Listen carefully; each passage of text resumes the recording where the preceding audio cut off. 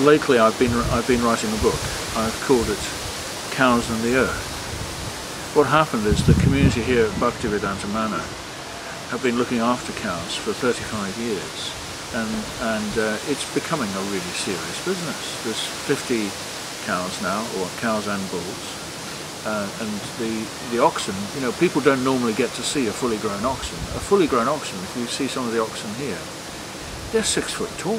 They're taller than I am to their, you know, shoulders, and I find them absolutely awesome beasts, and yet they're so placid and calm. So there's a herd of 50 animals here, roughly half oxen and half bulls and half cows. I call them oxen because once they reach at the age of about 2 years old, the bulls, who normally would long ago have been dead in a traditional farm, or the oldest they can live is 2, they're fattened and slaughtered. At the age of about 2, they're trained to become working oxen. It doesn't take long, it only takes a few weeks to train them, because it comes naturally to them. They actually like to work, not too hard. You know, they can only they like to work probably about, they're a bit like humans, you know, 4 or 5 hours is fine, and then they need some time off just to sit around and chew, you know, and digest and whatever they do. But they enjoy work. The amazing thing about the farm here is that there's no tractors. There is one rather pathetic little sort of loading machine that they still use.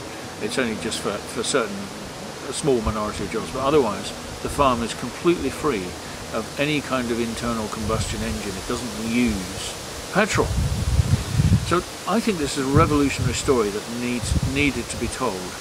So I've written a book, Cows and the Earth, which begins by looking at what is the concept of protecting cows? Where does it come from in terms of the tradition in India? What are its principles? How did it come to form part of the Vedic or Krishna culture? Then the second part of the book tells the story of how this farm began. I mean, 35 years ago, the founder of the temple here, Srila Prabhupada, he told one of the young devotees, he said, go and buy a cow. We've got land, we need to have a cow. So off they went and bought a cow, and they hadn't the faintest idea how to look after the cow, but slowly they learned. So it tells that story, how it got from there to now, where we're just in the process here of opening this magnificent set of cow barns. I call it Cow Cathedral. Because if you're a devotee of Krishna, everyone knows Krishna loves cows.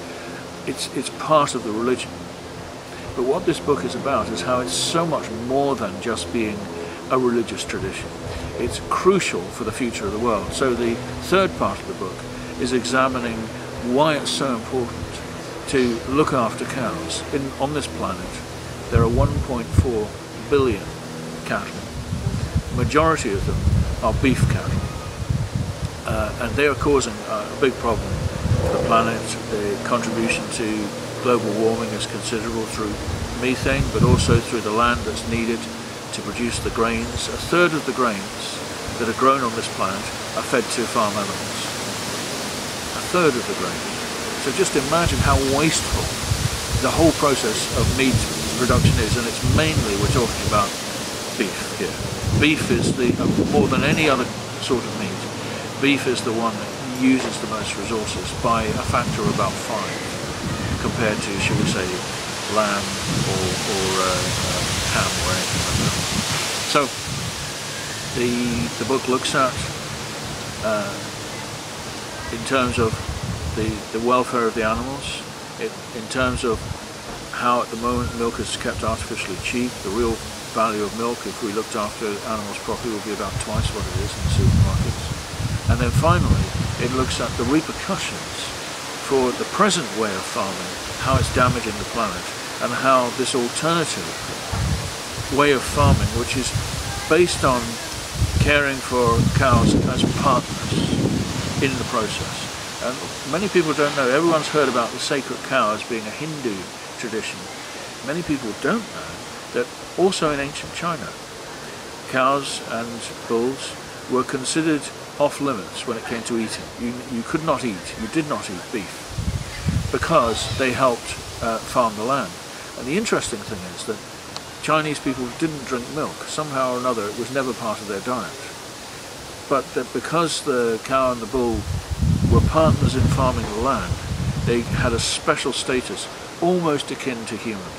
And this was a tradition, an ancient Taoist tradition. It was passed into law under the Han Dynasty nearly 2,000 years ago. And recently I spoke to a friend of mine who is a Chinese scholar of feng shui and architecture. She's very highly regarded university professor. And I said to her, "Is it true still?" She said, "Oh yes. In the village I grew up in, we never ate beef. And still my parents won't touch it." So how interesting that the two ancient cultures of the Orient, India and China, they both regarded cows as having a special status.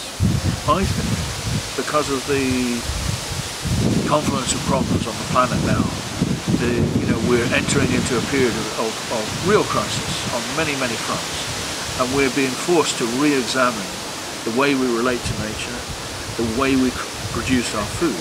So I think that many intelligent people now, they're ready to look again at this whole assumption that animals, particularly cows, are simply there for us to kill and to eat. It's time that we regarded them as partners, along with all the other species of life as well. We're all on this planet together. So that's really my message.